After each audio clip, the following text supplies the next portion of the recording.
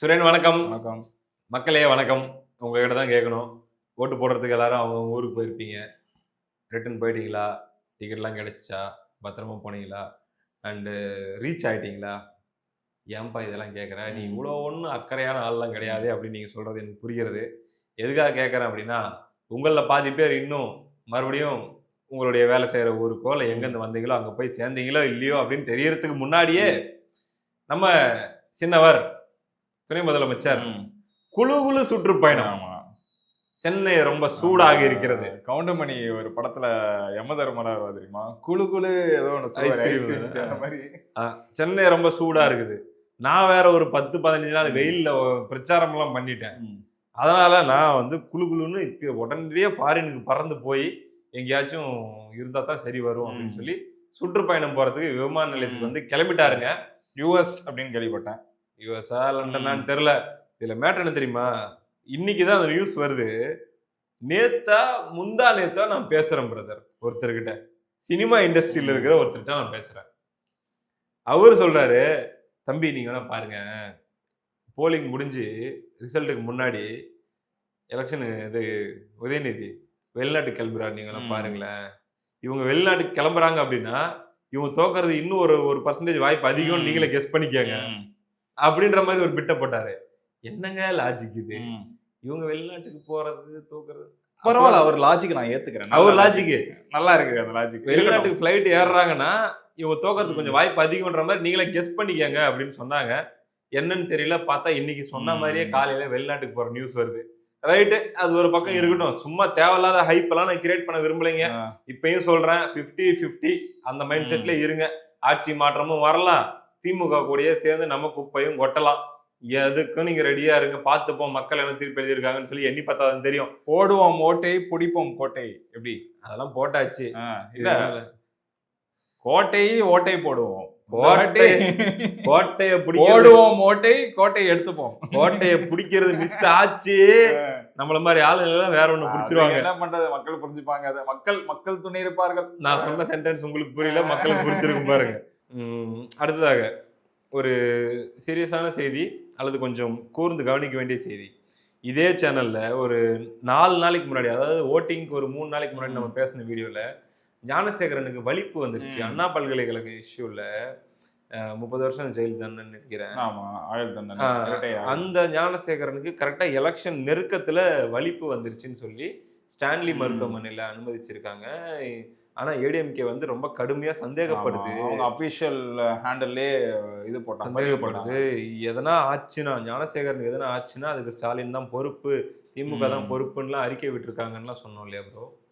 பார்த்தா இன்னைக்கு காலையில, அதாவது ஆஃப்டர் எலெக்ஷன் போலிங்ஸ் எல்லாம் முடிஞ்சதுக்கு அப்புறம் இன்னைக்கு ஒரு நியூஸ் பூம் ஆகுது பாலிமர்ல. என்னன்னா, ஞானசேகரன் ஒரு 3-4 நாளா சாப்பிடல சிறையில். சாப்பிடவும் சாப்பிடல, தண்ணியும் குடிக்கல. அவர் அங்க ஒரு போராட்டம் நடத்திட்டு இருக்கிறாப்புல. இல்ல அவரு சாப்பிடாம தண்ணி கொடுக்காம இருக்காரா, இல்ல அவருக்கு சாப்பாடு தண்ணி கொடுக்காம இருக்காங்களா? இல்ல, சாப்பிடாம இருக்காரு. ஓ, அவரே உண்ணாவிரதம் மாதிரி இருக்கு. ஏன்னா அவருக்கு வந்து சிறையில் வைத்து தன்னை ஏதோ செய்வதற்கான ஒரு பிளான்ஸ் போதோ அப்படின்னு சொல்லி பயம் வருது, சந்தேகம் வருது. சோ இந்த அட்டென்ஷனை ஈர்க்கிறதுக்காக, செய்தி வெளியே போகணுன்றதுக்காக அவரு அங்க சாப்பிடாம இருக்கிற மாதிரி தெரியும். ஆமா, ரொம்ப நிறைய படங்கள்ல கேள்விப்பட்டிருக்கோம் சாப்பாடுல. ஸோ பாலிமர்ல இது காலைல பிரேக் ஆகுது. இப்ப மதியம் பாத்தீங்கன்னா பிரஸ் மீட் ஒண்ணு வருது. ஞானசேகரனுடைய அம்மா, ஓகேவா, குற்றவாளி, கொடுமையான குற்றவாளி, நம்மளாம் கடுமையாக விமர்சிச்சிருக்கோம். ஆனாலுமே இந்த யார் அந்த சார்னு ஒரு கேள்வி எல்லாம் ஓடிட்டே இருந்துச்சு. இபிஎஸ் அவர்கள் பிரச்சாரத்துல சொன்னாரு, ஞானசேகரனோட ரொம்ப கொடுமையான கேவலமான குற்றவாளி யார் அந்த சார்? அந்த சார் தான், ஓகேவா. இபிஎஸ் சொன்னாரு பிரச்சாரத்துல, நாங்க ஆட்சிக்கு வந்து அந்த சார் யாருன்னு கண்டுபிடிப்போம், தோண்டி எடுப்போம் அப்படின்ற மாதிரிலாம் சொல்லிட்டு இருந்தாரு. இந்த சூழல்ல எலெக்ஷன் முடிஞ்ச இந்த நாள் நெக்ஸ்ட் டே அவங்களுடைய தாயார் வந்து பிரஸ் மீட் கொடுக்குறாங்க. என்ன அப்படின்னா, என் பையனை காரணமே இல்லாம கூப்பிட்டு போய் அடிச்சிருக்காங்க. ரீசனே கிடையாது ப்ரோ.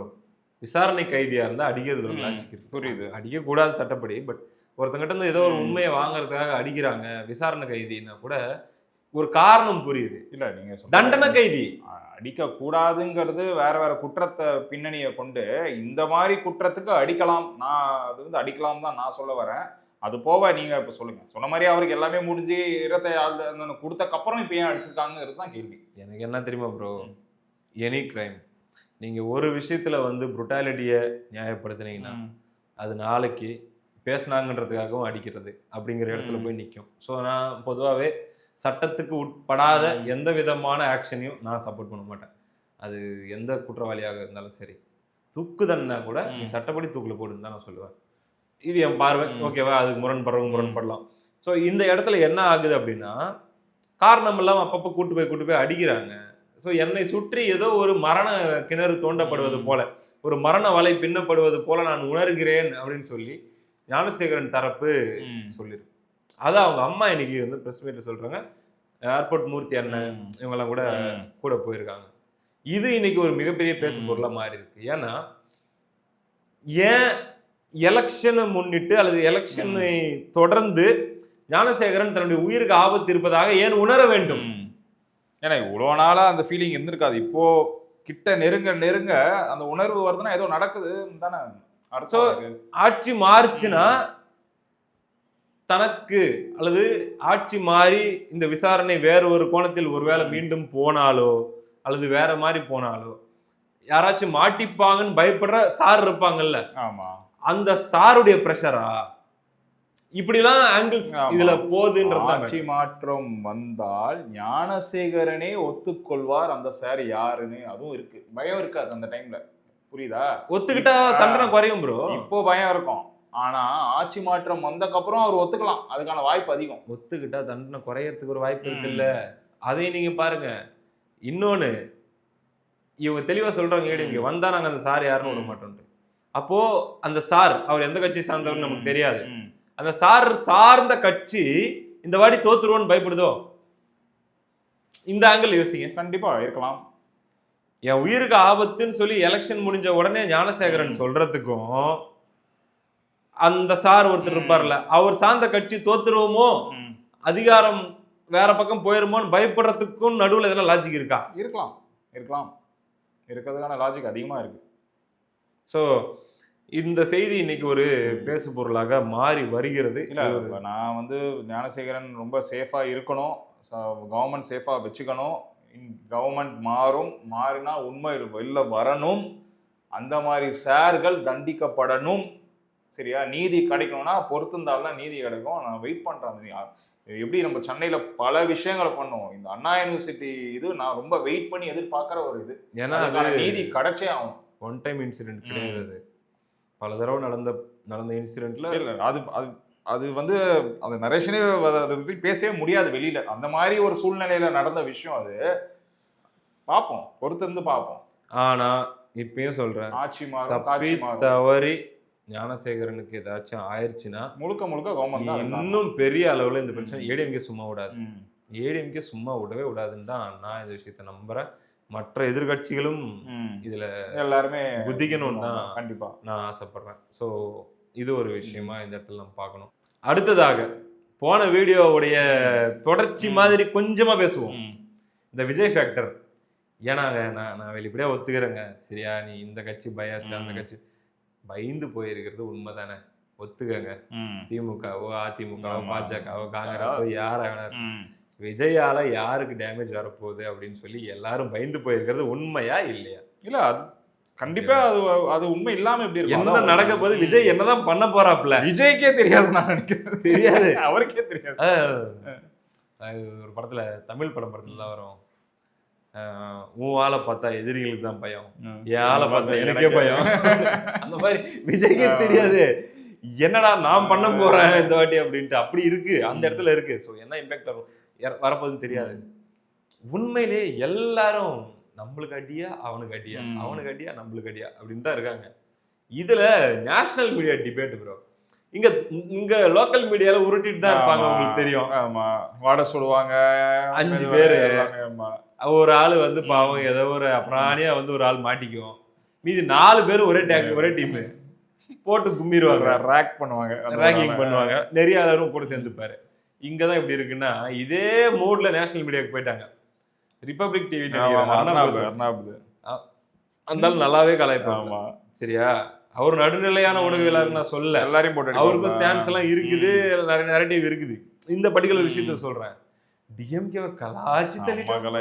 டிஎம்கே ஓட்ட வந்து டிவிகே எடுக்குது எந்த அளவுக்கு ஃபாஸ்டா தின்னுதுன்னா, நான் என் பெப்பரோனி பீஸா சாப்பிட்டு முடிக்கிறதுக்கு விட வேகமா அது தின்னுது. ஆமா, ஏன்னா பீஸாங்கிறது இப்படிதானே, பீஸா தானே இருக்கும், லைக் செக்டாரா தானே இருக்கும். எடுத்து இப்படி சாப்பிடுறதுன்ற மாதிரி இருக்கும். சோறுனா மொத்தமா குலைச்சு அடிப்போம். சோ பங்கு போட்டு ஒரு இது இந்த செக்டார், இது இந்த செக்டார், இது சென்டர் வெட்டி எடுக்கிறது தான் பீஸா. அதை நான் எவ்வளவு ஃபாஸ்டா சாப்பிடுவேனோ அதோட ஃபாஸ்டா உங்க ஓட்டெல்லாம் டிவிக்கே சாப்பிட்டுட்டு இருக்குதையான்னு சொல்லி லைவ்ல பங்கம் பண்றாப்ல, செமையா ட்ரோல் பண்றாப்ல. சென்ட்ரல்ல அதாவது இப்ப எப்படி சொல்றேன்னா, இப்ப நார்த் இந்தியன் மீடியா அல்லது நேஷனல் மீடியால இருந்து இந்த அளவு கான்பிடண்டா ஒரு விஷயம் நடக்குது அப்படின்னா, நீங்க இந்த ஒரு சேனல் சொல்றீங்க, நான் எல்லா சேனலும் மாறுதுங்கிறாங்க. ஒரு சில சேனல் நம்ம பேசியிருந்தோம்ல, நேஷனல் மீடியா சேனல் வந்து திமுக 180 கொடுக்குதுங்க. எந்தெந்த சேனல் கொடுத்ததோ அந்த சேனலே இப்ப வந்து பெல்ட் அடிச்சு திமுக வசியப்படுத்தி தான் ப்ரோ. அப்படிலாம் சொல்லி மறுபடியும் டிஎம்கே வரவே வராதுன்ற ஹோப் எல்லாம் கொடுக்க வேணாம் ப்ரோ. சொல்ல முடியாதுங்க, அவங்க அப்படி பண்றாங்க. ஏங்க அவங்க 180 வருங்கும் போது பார்த்து தான் இருந்தோம், அவங்க வரவே மாட்டாங்க பார்த்து தான் இருக்கும். ஸோ ரிசல்ட் வந்ததுக்கு அப்புறம் எதுவும் மென்டலி பேலன்ஸ்டா இருப்போம், ப்ரிப்பேர்டா இருப்போம். ஏன்னா நான் ஒரு டயலாக் ப்ரோ, பஞ்ச் டயலாக் கூட தூக்கம் இருக்கும். இல்ல ப்ரோ, நீங்க வேற ஏன் ப்ரோ 8 நாள் எங்க ரிசல்ட் வந்ததுக்கு அப்புறம் கான்ஃபிடன்ஸ் நாங்க எப்பவுமே மேல தான். ரிசல்ட் வந்ததுக்கு அப்புறம் நீங்க தட்டுங்க, தூக்குங்க, என்ன வேணா பண்ணுங்க. இப்போதைக்கு கொஞ்சம் மைண்ட பேலன்ஸ்டா வச்சுக்கோங்க. அந்த அடிப்படையில எனக்கு எடப்பாடியார் சொன்னதாக நான் கேள்விப்படுற ஒரு விஷயம் நான் சொல்லிட்டு, நான் இதுக்கு முன்னாடி வீடியோவில் எனக்கு தெரியல, பட் நான் இப்போ பதிவு பண்ணணும்னு ஆசைப்பட்றேன். ஒரு சில வாரங்களுக்கு முன்னாடி அவர்கிட்ட போயிட்டு சொல்கிறாங்களாம் ஆலோசகர்கள் அல்லது வந்து ஸ்ட்ராட்டஜி சம்திங், ஐயா நம்ம வாய்ப்பு நல்லா இருக்குது, ஆனாலும் டிஎம்கே டஃப்பாக இருக்குது அப்படிங்கிற மாதிரி ஏதோ சொல்லியிருக்காங்க. நம்ம இன்னும் பயங்கரமாக இப்படி பண்ணணும் அப்படி பண்ணணும், அல்லது நம்மளுக்கு இந்த சேலஞ்சஸ்லாம் இருக்குன்ற மாதிரி அவர் சொன்னப்போ அவர் சொன்னது அதுதான். நான் பார் போர்க்களத்தில் இறங்கிட்டோம், சண்டை போட்டுட்ருக்குறோம், எவ்வளோ தூரம் நான் அந்த வார்த்தையில் நான் இன்ஸ்பயர் ஆயிருக்கேன்றதுக்காக சொல்கிறேன். நீங்கள் எந்த கட்சியாக வேணால் அதுக்காக இந்த வார்த்தைக்கு இன்ஸ்பயர் ஆகிதான் தீரணும். ஒரு குடும்பத் தலைவனாக கூட உங்களுக்கு நினச்சிங்களேன், ஒரு குடும்பத் தலைவனாக கூட நீங்கள் இன்ஸ்பயர் ஆகி தான் தீரணும். போரில் இறங்கிட்டேன், நீ தான் முன்னாடி நிற்கணும், வழி நடத்துகிற தளபதியாவோ தலைவனாவோ ராஜாவாவோ இருக்கிற. பெரும்பாலானவங்க வந்து பார்த்தீங்கன்னா சிகப்பு கலர் உடையும் சிகப்பு கலர் கவசத்தையும் போட்டு போவாங்க, உனக்கு ஏன் தெரியுமா அப்படின்னு கேட்டாராம்.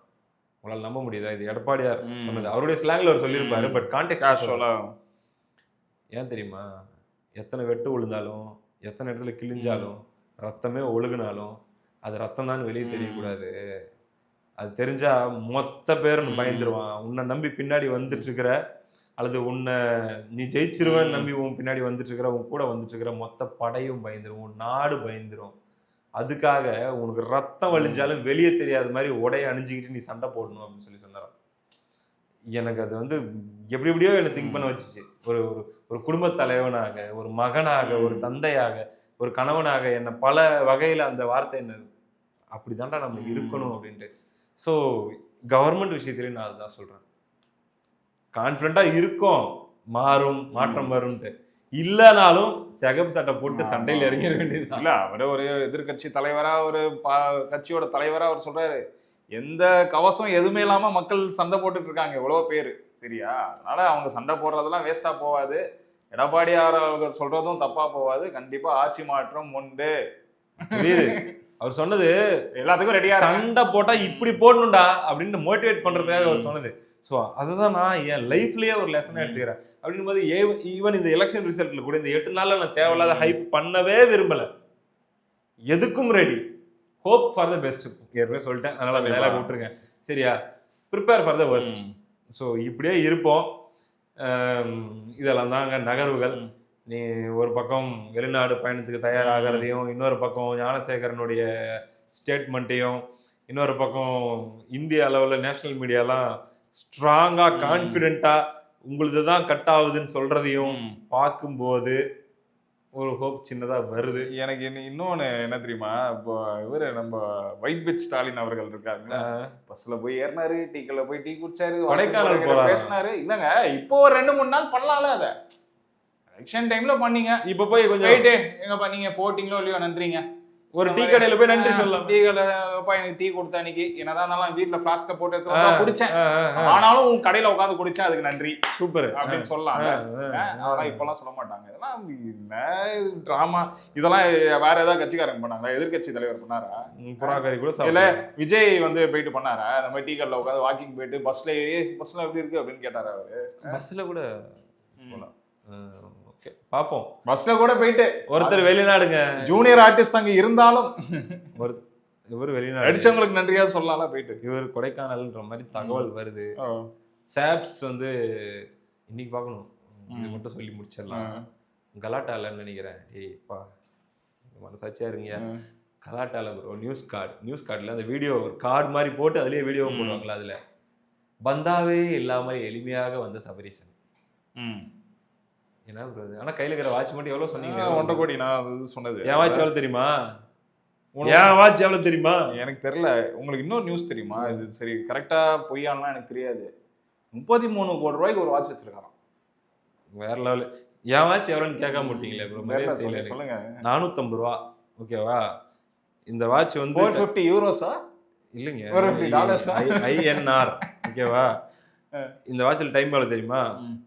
5:50 இந்த வாட்ச்ல இப்ப டைம் ஒரு 5 மாசமா. ஓகேவா? செல்லுமா? ஓகேவா? சும்மா வீடியோல இது நல்லா இருக்குமேன்னு போட்டுருக்கேன். ஸோ நம்மலாம் இந்த லெவலில் தான் இருக்கிறோம். பட் அவங்க வந்து 1.5 கோடியோ 2 கோடியோ வாட்ச் கட்டிட்டு வந்தாலும் நியூஸ்ல எப்படி போடுறாங்க? பந்தாவே இல்லாமல் அமைதியா அப்படி இருக்காராம். ஆமா, இந்த செந்தில் பாலாஜி இருப்பார்ல, ஆமா வச்சிருப்பாரு சொல்றாங்க. மக்களே கரெக்டா தானே ஓட்டு போட்டீங்க, உங்களை நம்பலாமா?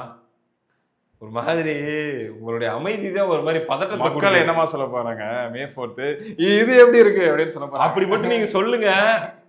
வேற லெவல் சம்பவம் இருக்குது. லைவ்ல பல வேலை பண்ணுவோம். சரியான டான்ஸ் நான் உங்களுக்கு ஆடுறேன். சுரேன் ப்ரோ டான்ஸ் ஆடுவார். ஸ்டாலினோட அந்த டான்ஸ் போட்டு காட்டு. சுரேன் ப்ரோ பாம்பு டான்ஸ் ஆடுவார் என்று கூறிக்கொண்டு விடைபெறுகிறேன். அடுத்த வீடியோவில் சந்திப்போம். நன்றி.